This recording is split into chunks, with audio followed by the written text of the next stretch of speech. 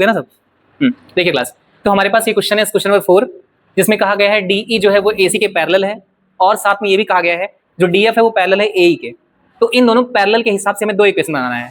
जब वो दो इक्वेशन बनाएंगे हम लोग, तो जो हमें सॉल्व करना है, जो हमें प्रूफ करके लाना है ना, वो यहाँ पे ये लाना है, ये आ जाएगा। उधर बैठो, उधर बैठो, ठीक है। तो यहाँ पे क्या हो जाएगा, जैसे हमारे पास क्या है, डीई पैरेलल है एसी के। पहले तो हम लोग इस चीज को लेकर चलेंगे साथ में। क्या है हम लोग के पास सर, हम लोग के पास ये है कि डीई जो है वो पैरेलल है एसी के सर। अगर देखो यहाँ पे ध्यान से देखना, आप डीई कहाँ पे बताओ, इसमें डीई कहाँ पे है, डीई यही वाला तो है, डी यही है ना डी, और एसी कौन सा सर है, तो एसी ये वाला है। अगर हम लोग को कह देंगे, हम लोग जहां पे मैंने एरो किया है उसको फोकस करना, आप एरो कर दूंगा उसी पर फोकस करना, डीई हाँ पैरेलल है, ये दोनों एरो पैरेलल है आपस में। इसमें कहा गया है, क्वेश्चन में कहा गया है जो डीई है वो एसी के पैरेलल है, ठीक है ना, पैरेलल है। इसके पैरेलल होने से क्या होगा, और यहाँ पे देखोगे तो B D upon D A, क्या लिख सकते हैं हम लोग, B D upon D A equal हो जाएगा। और यहाँ पे देखो भाई, तो हम लोग इसकी बात कर रहे हैं, यहां से लेकर यहां तक की, समझ आ रहा है कि नहीं। अरे पैरेलल ये है, ये अपॉन ये हो जाएगा ना, ये ना ऐसे, ये अपॉन ये, समझ आ रहा है ना, जो पैरेलल है ये और ये पैरेलल। इसको आप एक मिनट ना हो भूल जाओ, आप ऐसे ही, इसको ना हो तो आप एक मिनट के लिए भूल जाओ ऐसे ही, सही है, भूल जाओगे तो आपको दिखाई देगा अच्छा खासा सर कि ये एफ का कोई मतलब ही नहीं है, बी ई अपॉन ई सी हो जाएगा कि नहीं। तो लिख सकते हैं बी ई अपॉन ई सी, ठीक है ना सर, बढ़िया है। लेकिन उसके बाद में हम लोग को कहा गया है सर कि अब इसको जो है, जो भूले हुए थे उसको चलो लिख बना लो,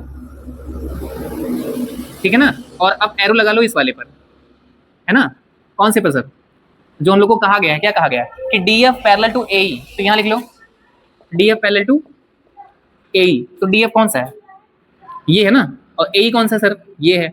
तो अब आपको एक नई ट्रायंगल दिखाई दे रही होगी, ध्यान से देखो, कौन सी ट्रायंगल, जिसका नाम सर क्या है,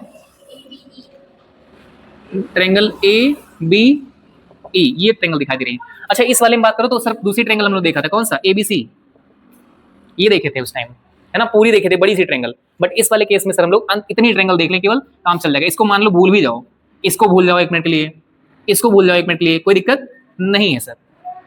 तो हमें ट्रायंगल दिखाई देगी कौन सी, A B E, A B E. इस ट्रायंगल की बात करेंगे अगर हम लोग सर, तो इसमें ये दोनों पैरेलल है आपस में। अगर पैरेलल होता है तो उसके जो साइड्स होती हैं, है ना, वो प्रोपोर्शनल में होती है आपस में, यानी कि कौन सा सर, ये अपॉन ये अपॉन ये।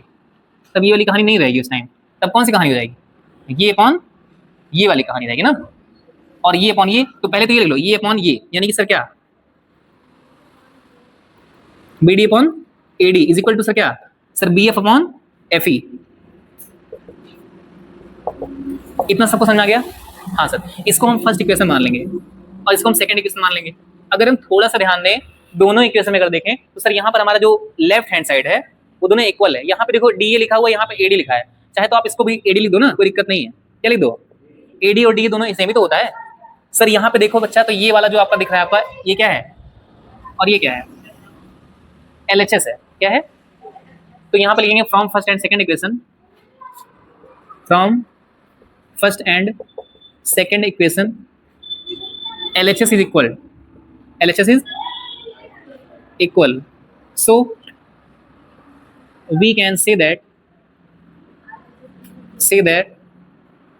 RHS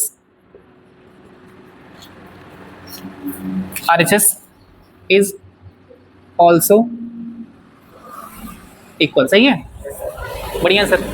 तो इसको कैसे लिखेंगे भाई, RHS हमारा आपस में इक्वल हो जाएगा सर फर्स्ट और सेकंड इक्वेशन का। तो यहाँ लिख सकते हैं हम लोग सर कि B upon E C is equal to sir, अब हो गया है B F upon F E, ठीक है ना, ठीक है बस समझ आ गया। तो ये चीजें हैं हमारी, ये हमारा प्रूफ होगा सर, आ गया, इसको लिख सकते हैं हम लोग प्रूव्ड, ठीक है ना। सिंपल सा क्वेश्चन था, इसमें कुछ करना नहीं है एक्स्ट्रा हम लोग को, ठीक है ना, समझ आ गया।